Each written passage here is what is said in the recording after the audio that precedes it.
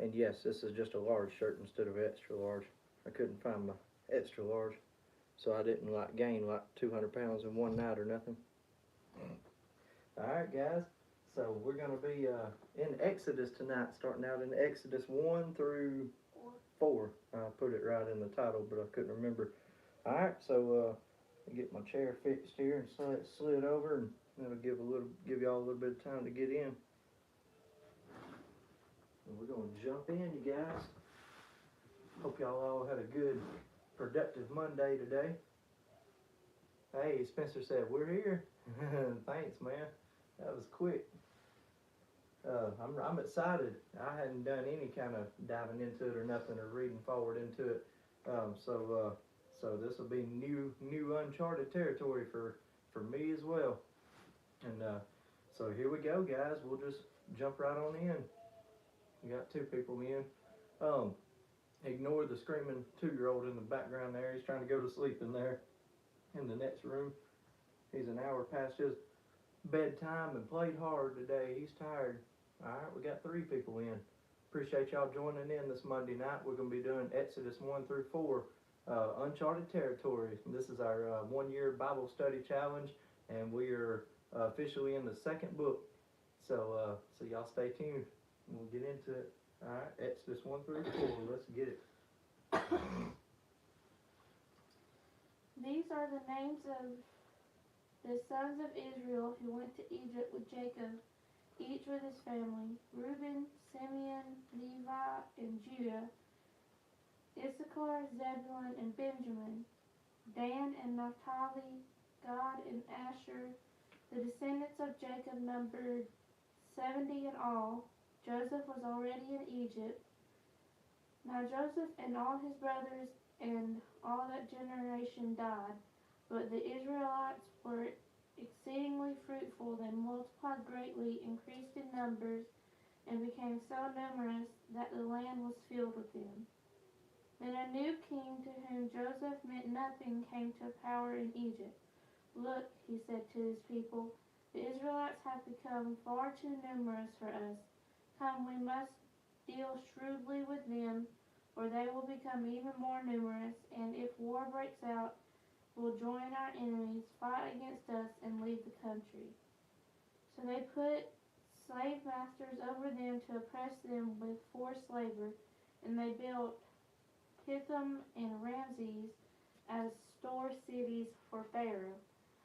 But the more they were oppressed, the more they multiplied and spread. So the Egyptians came to dread the Israelites and worked them ruthlessly. They made their lives bitter with harsh labor in brick and mortar and with all kinds of work in the fields. In all their harsh labor, the Egyptians worked them ruthlessly. The king of Egypt said to the Hebrew midwives, whose names were Shiphrah and Puah, "When you are helping the Hebrew women during childbirth on the delivery stool, if you see that the baby is a boy, kill him, but if it's a girl, let her live." The midwives, however, feared God and did not do what the king of Egypt had told them to do. They let the boys live. Then the king of Egypt summoned the midwives and asked them, "Why have you done this? Why have you let the boys live?" The midwives answered Pharaoh, "Hebrew women are not like Egyptian women. They are vigorous and give birth before the midwives arrive."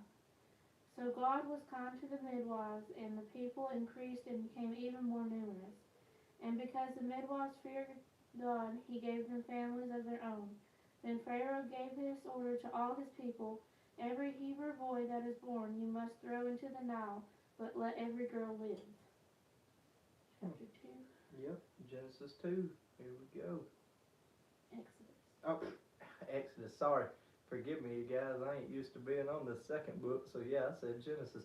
Yeah, we're in Exodus 2. Here we go. Now a man of the tribe of Levi married a Levite woman, and she became pregnant and gave birth to a son. When she saw that he was a fine child, she hid him for 3 months. But when she could hide him no longer, she got a papyrus basket for him and coated it with tar and pitch. Then she placed the child in it and put it among the reeds along the bank of the Nile. His sister stood at a distance to see what would happen to him. Then Pharaoh's daughter went down to the Nile to bathe, and her attendants were walking along the river bank. She saw the basket among the reeds and sent her female slave to get it. She opened it and saw the baby. He was crying, and she felt sorry for him. "This is one of the Hebrew babies," she said. Then his sister asked Pharaoh's daughter, "Shall I go and get one of the Hebrew women to nurse the baby for you?" "Yes, go," she answered. So the girl went and got the baby's mother. Pharaoh's daughter said to her, "Take this baby and nurse him for me, and I will pay you." So the woman took the baby and nursed him. When the child grew older, she took him to Pharaoh's daughter, and he became her son. She named him Moses, saying, "I drew him out of the water." One day, after Moses had grown up, he went out to where his own people were and watched them at their hard labor. He saw an Egyptian beating a Hebrew, one of his own people, looking this way and that, and seeing no one, he killed the Egyptian and hid him in the sand. The next day he went out and saw two Hebrews fighting. He asked the one in the sand, he asked the one in the wrong, "Why are you hitting your fellow Hebrew?" The man said, "Who made you ruler and judge over us? Are you thinking of killing me as you killed the Egyptian?" Then Moses was afraid and thought, what I did must have become known. When Pharaoh heard of this, he tried to kill Moses, but Moses fled from Pharaoh and went to live in Midian, where he sat down by a well. Now a priest of Midian had 7 daughters, and they came to draw water, and filled the troughs to water their father's flock. Some shepherds came along and drove them away, but Moses got up and came to their rescue and watered their flock. When the girls returned to rule their father, he asked them, "Why have you returned so early today?" They answered, "An Egyptian rescued us from the shepherds. He even drew water for us and watered the flock." "And where is he?" Reuel asked his daughters. "Why did you leave him? Invite him to have something to eat." Moses agreed to stay with the men who gave his daughter Zipporah to Moses in marriage. Zipporah gave birth to a son, and Moses named him Gershom, saying, "I have become a foreigner in a foreign land." During that long period, the king of Egypt died. The Israelites groaned in their slavery and cried out, and their cry for help because of their slavery went up to God. God heard their groaning, and he remembered his covenant with Abraham, with Isaac, and with Jacob. So God looked on the Israelites and was concerned about them. Alright, we're in Exodus 3 starting out. Colby said, "Sorry we're late, just joined in." Hey, you're good, man. You're good. Appreciate y'all joining in. Now Moses was tending the flock of Jethro, his father-in-law, the priest of Midian, and he led the flock to the far side of the wilderness and came to Horeb, the mountain of God. There the angel of the Lord appeared to him in the flames of fire from within a bush. Moses saw. Let me pause you real quick. This is the story about Moses and the burning bush. I've heard about this one a lot and kind of heard it elaborated in some different ways and stuff. So this is interesting right here. Exodus 3. Moses saw that though the bush was on fire, it did not burn up. So Moses thought, "I will go over and see this strange sight, why the bush does not burn up." When the Lord saw that he had gone over to look, God called to him from within the bush, "Moses, Moses." And Moses said, "Here I am." "Do not come any closer," God said. "Take off your sandals, for the place where you are standing is holy ground." And he said, "I am the God of your father, the God of Abraham, and the God of Isaac, and the God of Jacob." At this Moses hid his face because he was afraid to look at God. The Lord said, "I have indeed seen the misery of my people in Egypt. I have heard them crying out because of their slave drivers, and I am concerned about their suffering. So I have come down to rescue them from the hand of the Egyptians and to bring them up out of that land into a good and spacious land, a land flowing with milk and honey, the home of the Canaanites, Hittites, Amorites, Perizzites, Hivites, and Jebusites. And now the cry of the Israelites has reached me, and I have seen the way the Egyptians are oppressing them." So now go, I am sending you to Pharaoh to bring my people, the Israelites, out of Egypt. But Moses said to God, Who am I that I should go to Pharaoh and bring the Israelites out of Egypt? And God said, I will be with you, and this will be a sign to you that it is I who have sent you. When you have brought the people out of Egypt, you will worship God on this mountain. Moses said to God, Suppose I go to the Israelites and say to them, The God of your fathers has sent me to you, and they ask me, What is his name? Then what shall I tell them? God said to Moses, I am who I am. This is what you are to say to the Israelites, I am has sent me to you. God also said to Moses, Say to the Israelites, The Lord, the God of your fathers, the God of Abraham, the God of Isaac, and the God of Jacob, has sent me to you. This is my name forever, the name you shall call me from generation to generation. I'm gonna pause you right there. Just get caught up on some of the comments there. Spencer was looking at that one. Jim Straw E4X. He said, "You looking fit." I appreciate that, man. I made a comment about the first when I first joined in. This is a large shirt tonight instead of an extra large like I normally wear, so I didn't just like gain all this weight or get all super muscular just in one night. But good deal, you guys. I appreciate that, man. It's we're in Exodus 16, Exodus 3:16. Go assemble the leaders of Israel and say to them, The Lord God of your fathers, the God of Abraham, Isaac, and Jacob, appeared to me and said, I have watched over you and have seen what has been done to you in Egypt.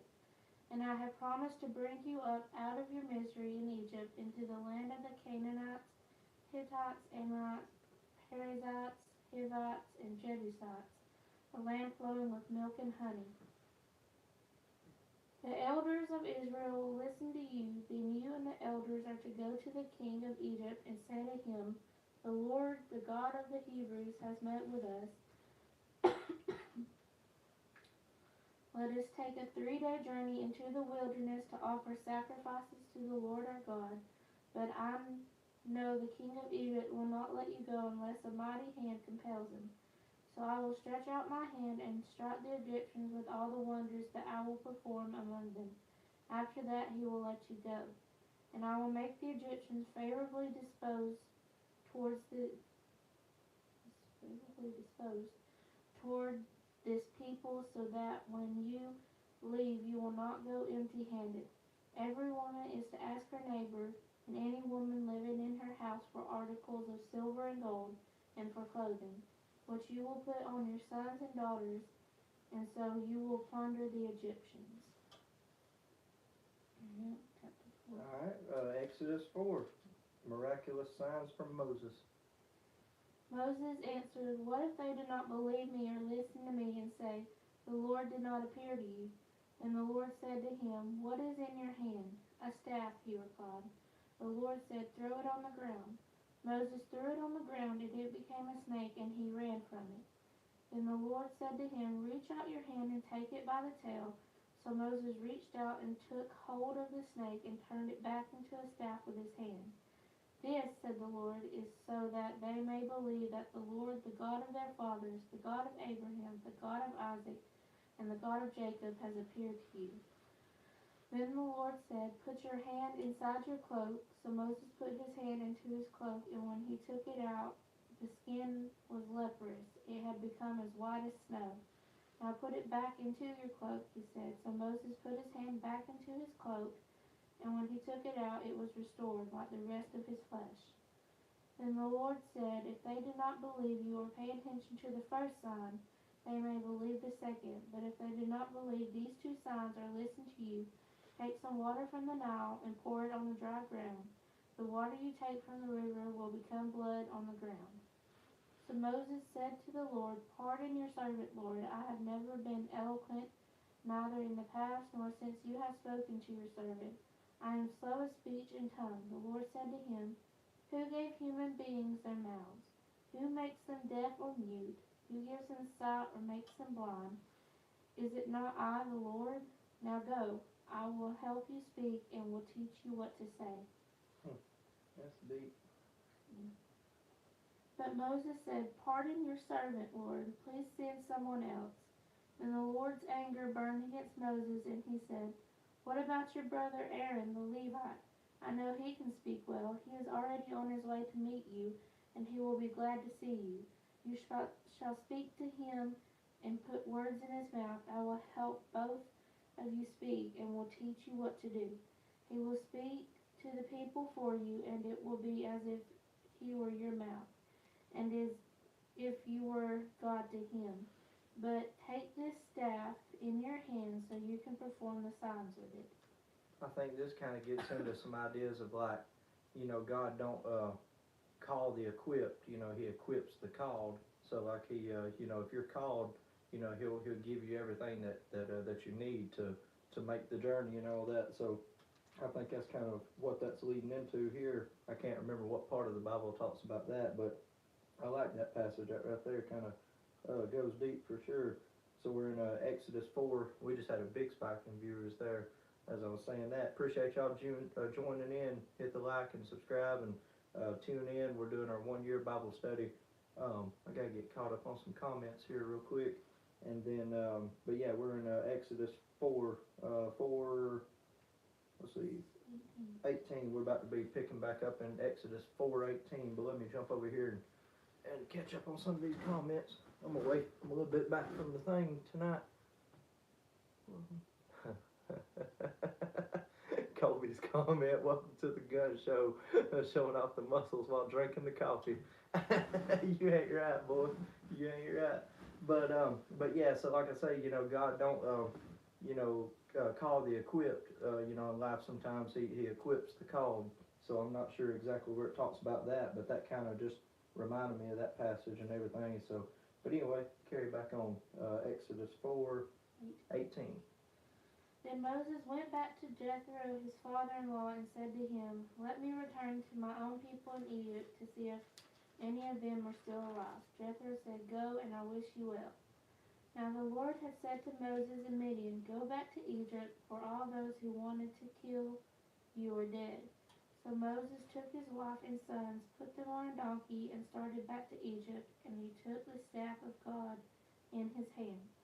The Lord said to Moses, "When you return to Egypt, see that you perform before Pharaoh all the wonders I have given you the power to do. But I will harden his heart so that he will not let the people go. Then say to Pharaoh, 'This is what the Lord says. Israel is my firstborn son, and I told you, let my son go so he may worship me. But you refused to let him go, so I will kill your firstborn son.'" At a lodging place on the way, the Lord met Moses and was about to kill him, but Zipporah took a flint knife and cut off her son's foreskin and touched Moses' feet with it. "Surely you are a bridegroom of blood to me," she said. So the Lord let him alone. At that time she said bridegroom of blood, referring to circumcision. The Lord said to Aaron, "Go into the wilderness to meet Moses." So he met Moses at the mountain of God and kissed him. Then Moses told Aaron everything the Lord had sent him to say, and also about all the signs he had commanded him to perform. Moses and Aaron brought together all the elders of the Israelites, and Aaron told them everything the Lord had said to Moses. He also performed the signs before the people, and they believed. And when they heard that the Lord was concerned about them and had seen their misery, they bowed down and worshipped. All right. Will you go back and read the Exodus 4:24 real quick? Or actually 25. But Zipporah took a flint knife, cut off her son's foreskin. He did what? That was the part I was talking about. Moses' feet with it. That's alrighty then. I thought I heard that right when you first read it. God. Alright guys, but she finished up down there. Sorry about that. Exodus all the way through 1 through 4. So we'll be picking up in 5 tomorrow night. Appreciate y'all joining in tonight. But I thought that's what it said. I just wasn't 100% sure. I was kind of out of it when I was when you first read through it there, or lost you for a minute. But and then caught back up. Mm-hmm. But yeah, but alrighty then. Huh? 5 through 8. Alright, yeah, we'll be doing Exodus 5 through 8 tomorrow. So yeah, hey, we appreciate y'all joining in tonight, you guys. Hope y'all all had a good productive work week today back at it, which a lot of people, I believe, took off. And Daddy said, say what? yeah, that's what I said. And Spencer said, see y'all tomorrow. And Colby and Spencer's gonna have to jump off here to go to bed. Daddy said, sorry I was late. Hey, it's alright, Daddy O. We just done Genesis 1 through 4. And yeah, we got kind of bad there at the end. in 4. Well, God requires blood sacrifice, and then all males should be all Jews have to be circumcised. Yeah. So that's why. Yeah. But I was just talking about the part of it, about the feet part. It's weird. But yeah, yeah, it is. Yeah. But anyway, yeah, a lot of places were closed today because it was so cold out and all, and I didn't do so hot working today either. I got out in it a little bit, but it was rough for sure. So maybe it'll warm up pretty quick tomorrow. But I think tomorrow might be the coldest day of them all. I think, but it ain't. No, today was. Oh, okay, it's supposed to warm up, but good deal. Well, Daddy said, night, love y'all. Hey, that'll work. We appreciate it. Night and love you. We're going to get off here and get back at it. I'm going to do some, do my working outs and all, and then we're going to get ready to knock out another hard work day tomorrow. We appreciate y'all tuning in tonight, and we'll be in Exodus 5 through 8 tomorrow night. If we do get on here, which we plan to right now, but depends on what time I get in tomorrow night. Colby said, we appreciate y'all. Can't wait for the next one. Hey, yes, sir. Y'all stay tuned. We got a lot more content coming up as well. We're going to be doing some, here, one of your hairs in the bottom of my beard again. We got a lot more camping content on the schedule coming up too, so y'all stay tuned for that. I'm super excited about that. We'll catch y'all later.